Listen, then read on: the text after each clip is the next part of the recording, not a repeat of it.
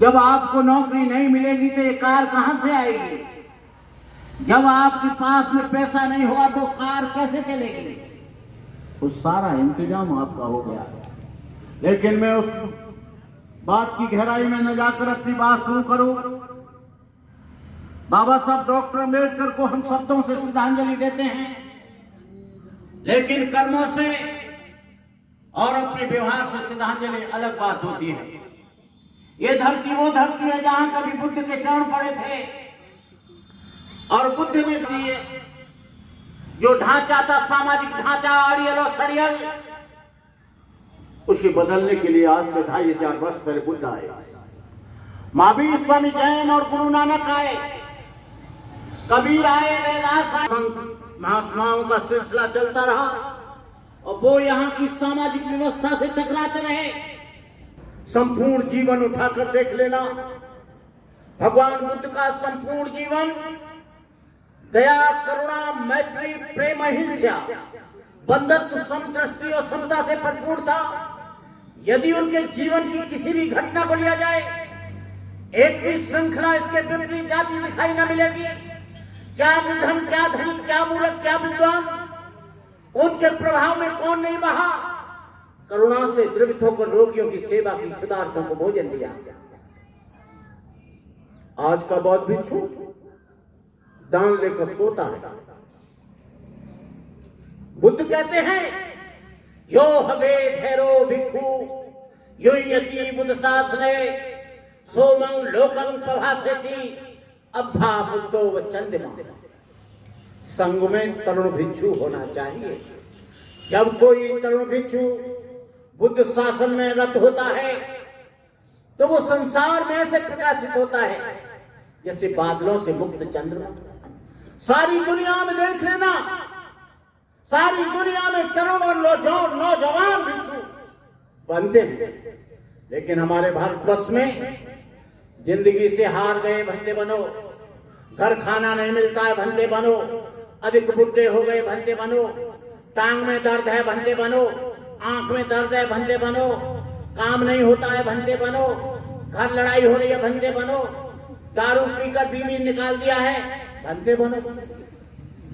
ये कबाड़ी लोग क्या धर्म का काम करेंगे? लेकिन आपने तो जीवन देखा, आ गए साक्षात भगवान बुद्ध, चरणों में गिर पड़े। इस काम को बंद करो। और धर्म कब फैलेगा? जब आप अपने बच्चों को बौद्ध भिक्षु बनाएंगे।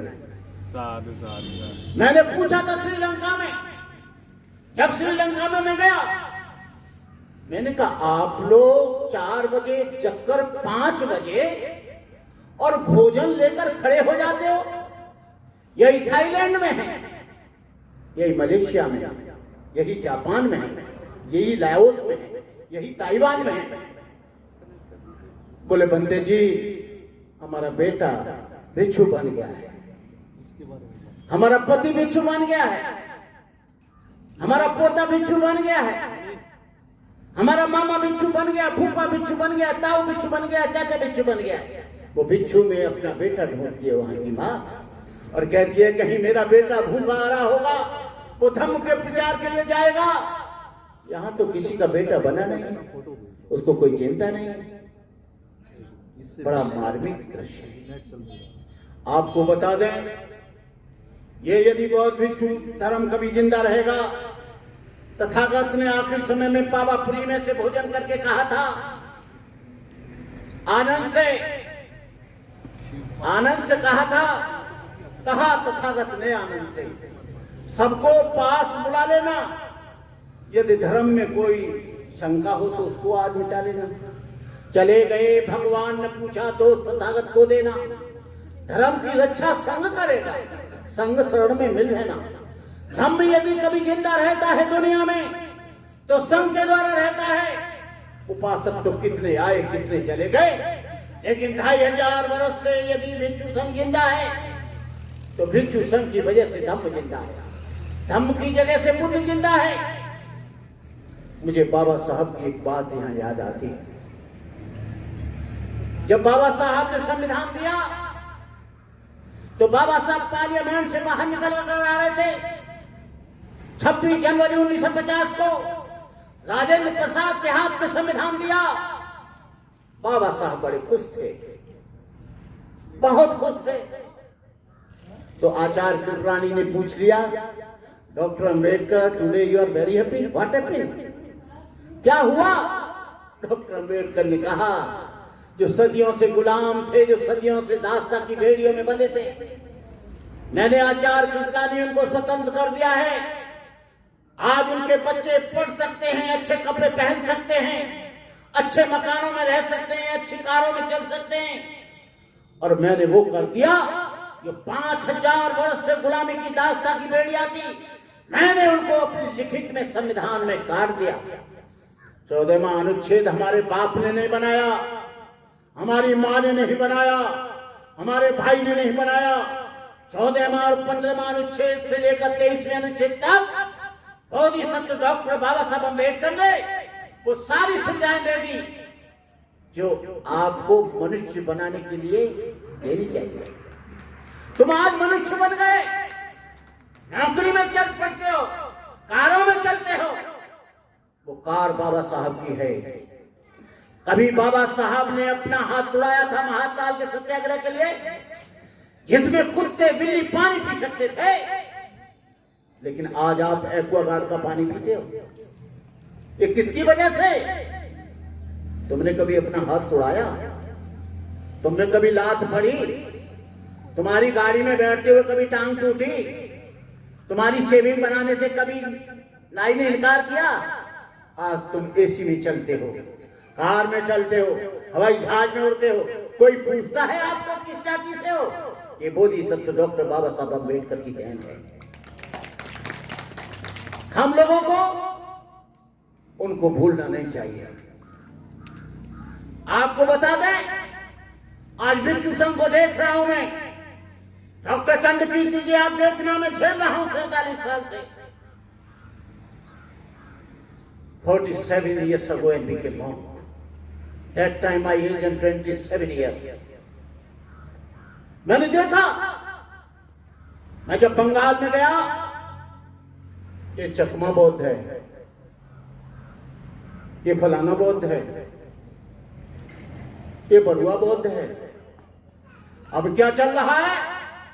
ये महार बौद्ध है, ये चमार बौद्ध है, ये धोबी बौद्ध है, ये धानुक बौद्ध है, ये खटीक बौद्ध है, ये शाक्य बौद्ध है, ये मौर्य बौद्ध है।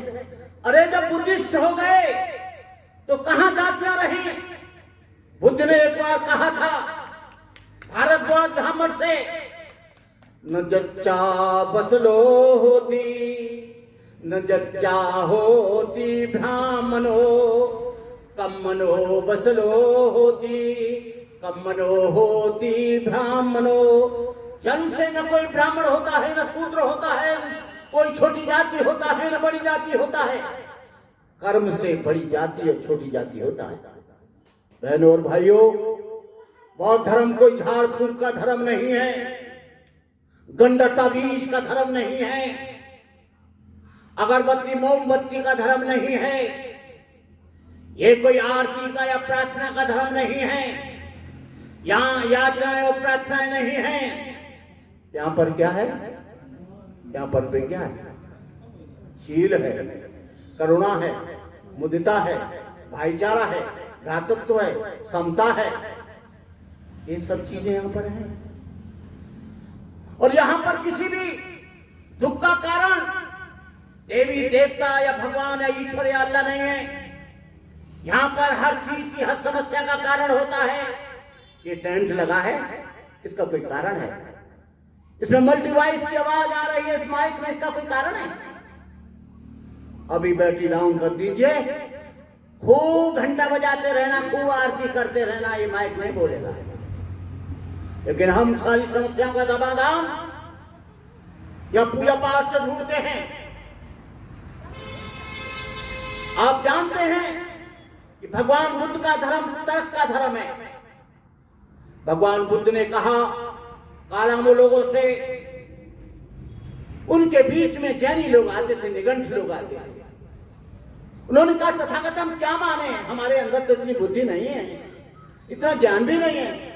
वो आए थे कल, कह रहे थे हम पहाड़ पर पूजा करते हैं, हमारी दाढ़ी बहुत सफेद हो गई है, हमारी बात मान लो। एक तो दूसरे आए थे, वो कह रहे हम मौली बाबा हैं, पूरा जीवन मौन होकर चला गया, अब हमने मौन खोला है, हमारी बात मान जाइए। तीसरा आया, हमारे पास गंडा और ताबीज है, इसको बांध लो, तुम्हारे सब काम सफल हो जाएंगे। हम क्या माने क्या नहीं माने। बुद्ध ने कितना सुंदर जवाब दिया। एक कालामो, किसी बात को इसलिए मत मान लेना कि ग्रंथों में लिखी है, किसी बात को इसलिए भी स्वीकार मत कर लेना कि परंपरा से चली आ रही है, किसी बात को इसलिए भी मत मान लेना कि कोई बहुत बड़े प्रोफेसर कह रहे हैं, किसी बात को इसलिए भी मत मान लेना कोई बहुत बड़े आचार्य कह रहे हैं, किसी बात को इसलिए मत मान लेना कोई मौलवी कह रहा है, किसी बात को इसलिए मत मान लेना कोई पादरी कह रहा है, किसी बात को इसलिए मत मान लेना कि उसके गले में ढेर सारी मालाएं पहनी है। इन्होंने कहा माने तो माने क्या, कि किसी बात को इसलिए मान लेना कि वो बुद्धि संगत है, न्याय संगत है, तर्क संगत है, और जो सबके लिए कल्याणकारी है, जो तुम्हारे भी लिए हित में है, मेरे भी हित में है, दूसरे के भी सुख में है, मेरे भी सुख में है, जो किसी को कष्ट ना देती हो, जो किसी का नुकसान न करती हो, उस बात को मान लेना, वही बात सत्य है।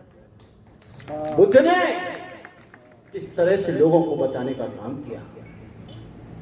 इसी धरती पर प्रसेनजीत कभी कभी भगवान बुद्ध के दर्शन करने जाते थे।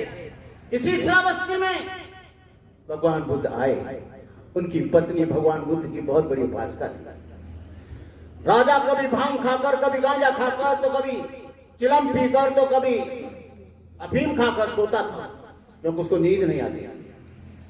उसकी पत्नी ने कहा, यहां भगवान बुद्ध आए हैं, तू वहां पर चल, तेरा मन शांत हो जाएगा, तेरे मन में करुणा का संचार होने लगेगा, तेरा हृदय ओतप्रोत होने लगेगा, तेरे मन में प्रज्ञा जागृत हो जाएगी, तेरा मन करुणा से भर जाएगा।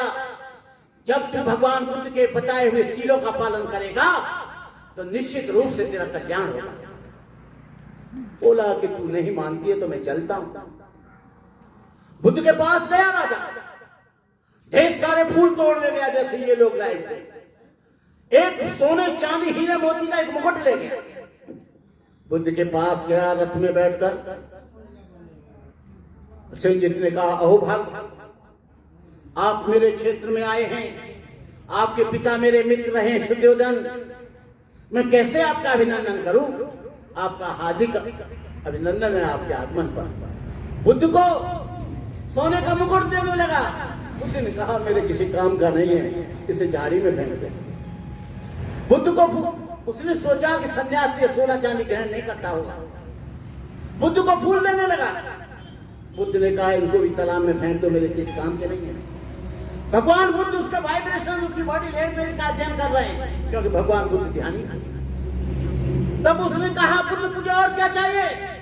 मेरे पास सब कुछ है, हाथी है, घोड़ा है, बड़े बड़े महल हैं, सोने चांदी के भंडार हैं। अरे बुद्ध ने कहा, पागल, इसे भी फेंक दे। क्या सोचता है? जब बुद्ध ने उससे कहा, पुत्ता मति धनमति इति बालो विहंजति अत्ताहि अत्तनो नति कुतो पुतो कुतो धनं। यह पुत्र मेरे हैं, ये धन मेरा है, ये मकान मेरा है, ये गाड़ी मेरी है, ये बेटा मेरा है, ये पुत्र मेरा है, ये नाती मेरा है। बुद्ध ने कहा, जो ऐसा सोचते हैं वो मूर्ख है। तेरा शरीर तक नहीं, कहां पुत्र और कहां धन। बुद्ध ने कहा, सब कुछ रूपांतरित हो रहा है, everything change, every moment everything change, हर चीज परिवर्तित हो रही है। बुद्ध ने पूछा, क्या तू धन दौलत से अपने पूर्वजों को ला सकता है, तेरे माँ बाप को ला सकता है, अपने बचपन को ला सकता है, अपनी जवानी को ला सकता है? उसने कहा, नहीं तथागत। तब बुद्ध ने कहा, यही सत्य है, जीवन है। बचपन को जवानी खा जाती है, जवानी को बुढ़ापा खा जाता है, बुढ़ापे में रोग हो जाते हैं, रोग जीवन को खा जाता है और जीवन को मृत्यु खा जाती है।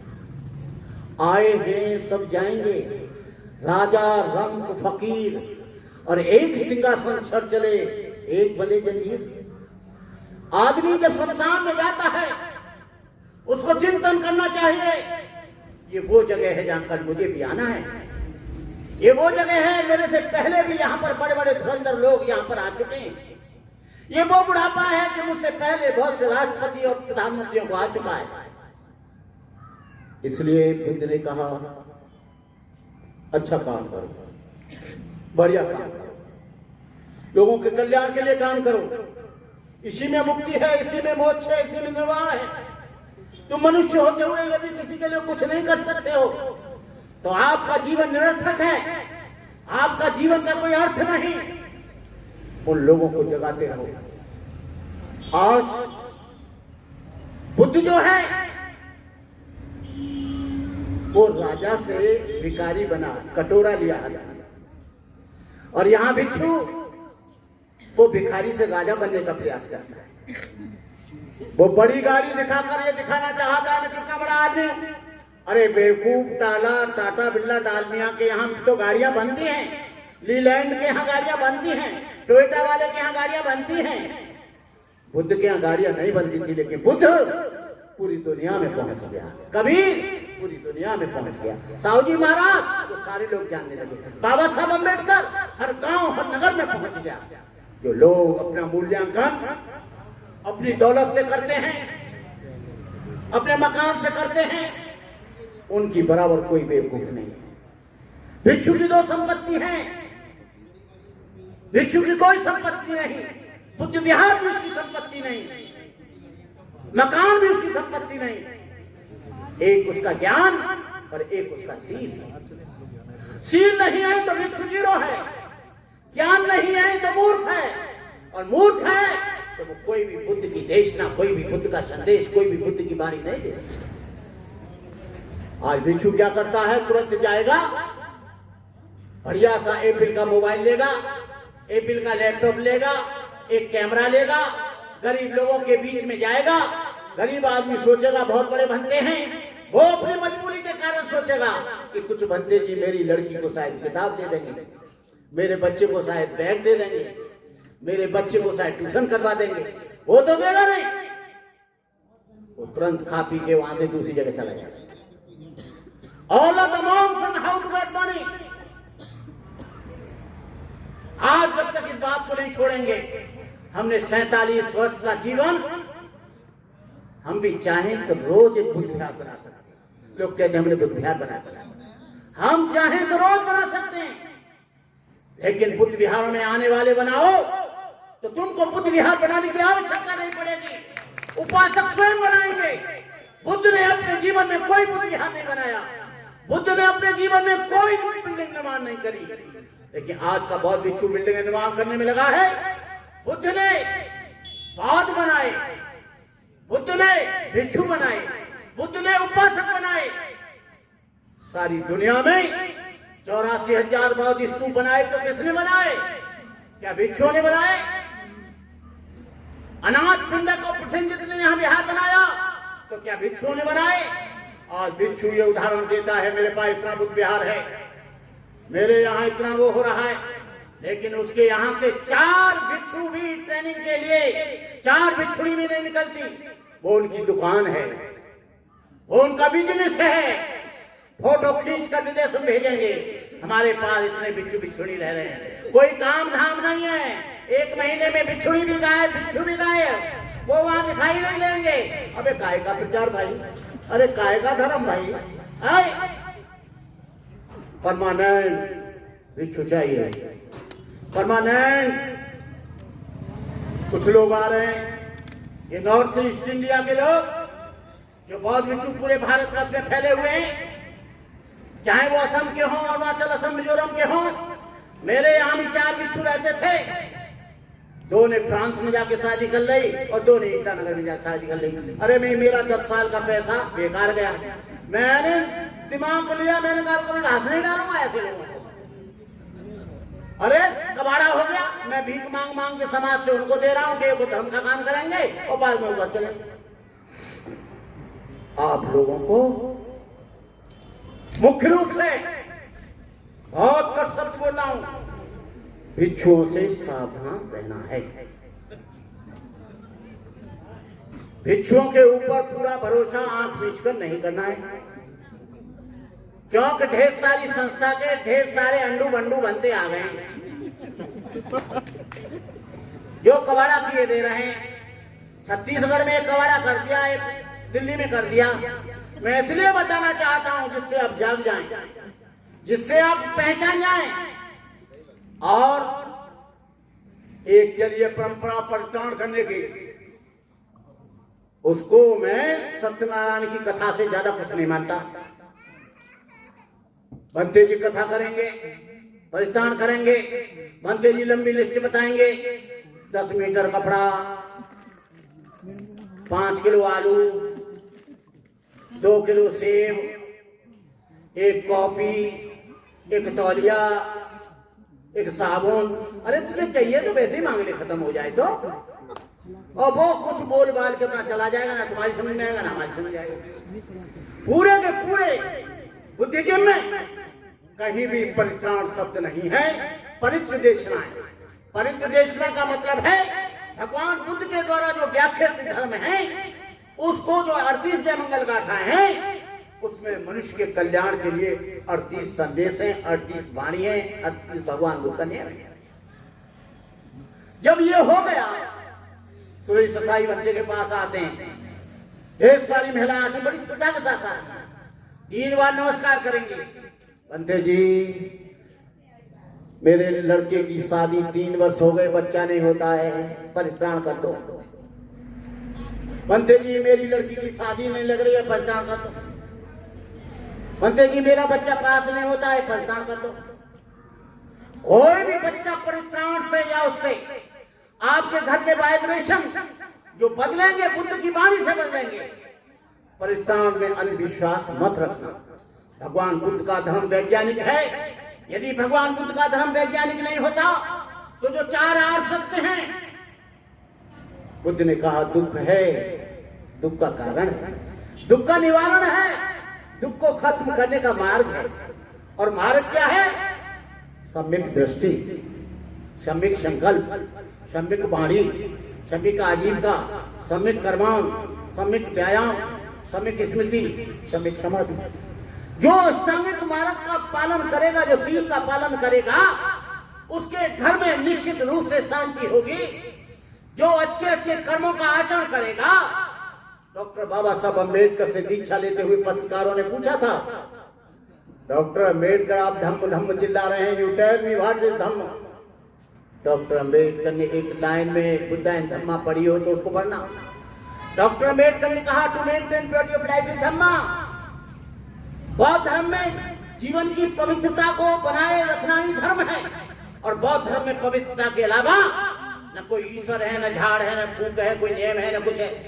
तो मैं आप लोगों से इस संदर्भ में कहना चाहूंगा कि तथागत के समय की जो धम्म क्रांति थी वो एक अद्भुत क्रांति थी। उसमें राजा महाराजाओं के सपुत्र थे, राजकुमार इंद्रास थे, रईस थे, क्षत्रियोदा सरदार थे, ब्राह्मण थे, चांडाल थे, शूद्र एवं वैश्य थे, अंगुलीमाल जैसे लोग थे जो डांके डालता, निरपराधी लोगों का खून करता।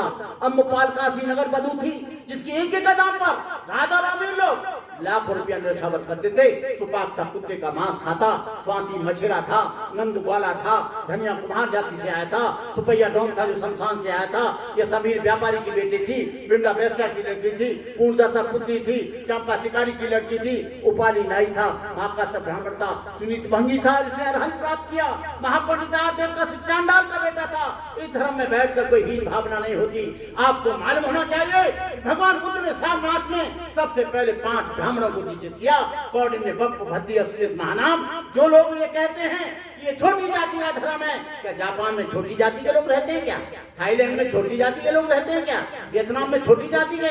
ये लोग तरह तरह का ब्राह्मण प्रचार करेंगे। कहने का मतलब ये है मेरा कि आप लोग धम्म को जाने, धम्म का अध्ययन करें, धम्म पर चलें, उसके विचारों पर चलें। और मैं महिला सशक्ति संघ के 4था अंतर्राष्ट्रीय बौद्ध सम्मेलन के उपलक्ष्य में आप सब लोगों को अपनी मंगल कामनाएं देता हूं, शुभकामनाएं देता हूं कि इसी तरह से डॉक्टर चंद्रकीर्ति जी इस कार्य को करते रहें। वैसे मैं कि सम्मेलन में आजकल जाता नहीं हूं, लेकिन ये प्रिय हमारे चंद्रकीर्ति जी डॉक्टर की वजह से, मैंने कहा एक नौजवान आदमी काम कर रहा है तो उसको प्रोत्साहित करने के लिए, उसके मनोबल को बढ़ाने के लिए मुझे जाना चाहिए।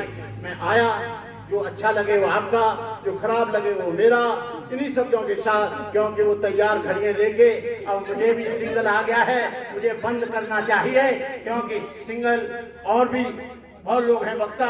इन्हीं शब्दों के साथ जय भीम, नमो बुद्धाय, जय भारत। कार्य जो है आगे बढ़ाते रहेंगे।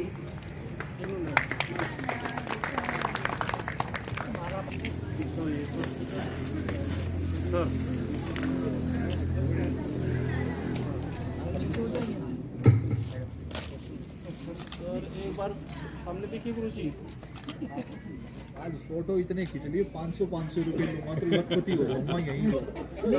मोबाइल सब पीछे कर दीजिए, ग्रुप कर दे।